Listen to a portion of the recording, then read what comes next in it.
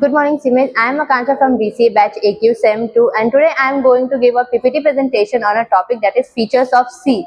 So basically there are four main features of C, that is bit manipulation, recursion, pointers and memory management. So the first one is pointer. What is pointer? Pointer are basically the variable that store the address of a variable. That is basically it is a pointer a variable that store memory address, allowing for indirect access to the data. It basically allows for dynamic memory management that is used for allocation and delocation of a variable. It supports arithmetic and deprogramming. They enable a wide range of functionality from a dynamic memory allocation to complex data structures. The another one is dynamic memory allocation. So basically, dynamic memory allocation is in C programming language. It supports a dynamic memory allocation, which allow the user to allocate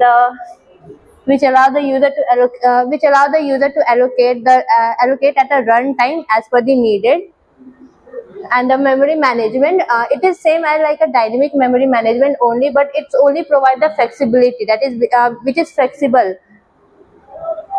The another one is recursion. So basically recursion is a point that is that provide a reusability of a code, that if we have written one code, we can use it as again and again. First we need to call a function within a function, and then we will use it in a program.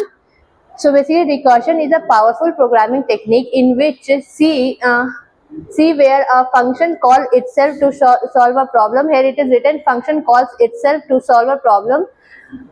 And another one is bit manipulation. So bit manipulation are basically used for as like we have used in a Python only.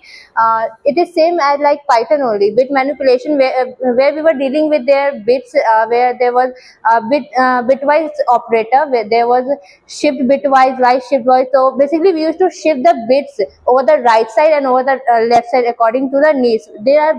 They are operators like you can see here. There are many operators. This is left shift bitwise operator, right shift bitwise operator, and not, and so on. That's all from my side. Thank you.